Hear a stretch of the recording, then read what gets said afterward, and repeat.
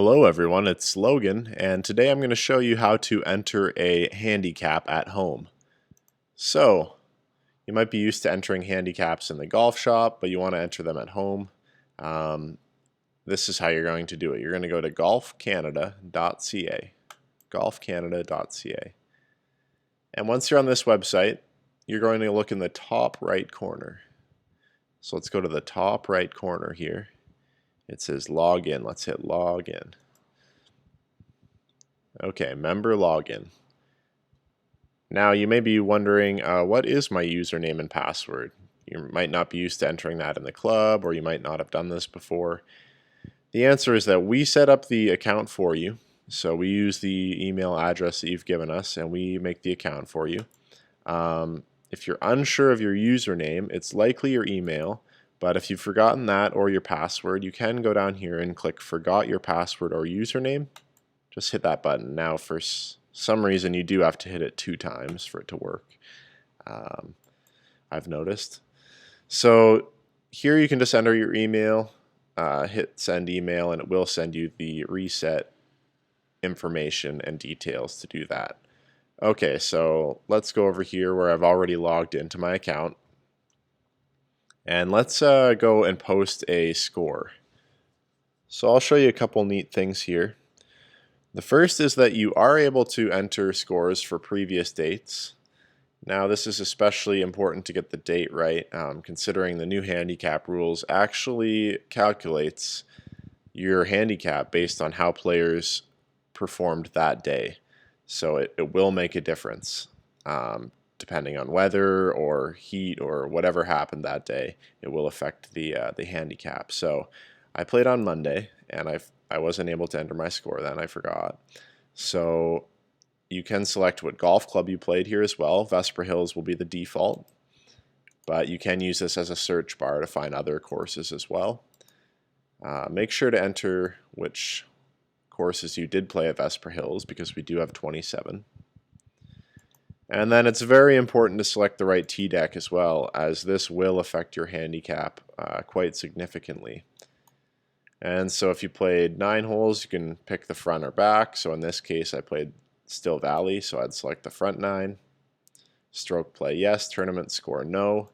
However, you can select yes if it was men's league, ladies league, club championships, any of our club events, you can select yes for tournament score. I did not play alone, I played with someone else. And I'll show you a cool box at the bottom here. So where it says track stats, you can select yes. And when you do so, you'll get a whole bunch of boxes that drop down here. Now you can do some of them if you want, all of them. It's up to you. It might be a lot of work, but maybe you've been working on your putting, and so you want to see how your putting has been lately, and you could keep track of your putting for a while or for the year, whatever you'd like. Maybe you're struggling off the tee a little bit, and so on hole 1, you know, when I use driver, I could see that I usually make a triple bogey on the hole because I get some penalty strokes. I hit it in the woods. But then when I select a 3-wood, when I hit 3-wood off the tee, then I actually play that hole pretty well. Maybe I hit the fairway, and I usually make a par. So that could be useful for tracking stats like that. Fairways and regulation, you could see which golf holes you usually hit the fairway on. You know, maybe you make penalty strokes quite often on hole, 5, and so you should change your approach for that hole. Up and down, sand save, all kinds of stats there. Okay, so you don't have to do any of that. I'm not going to do that today, so I'm going to hit no.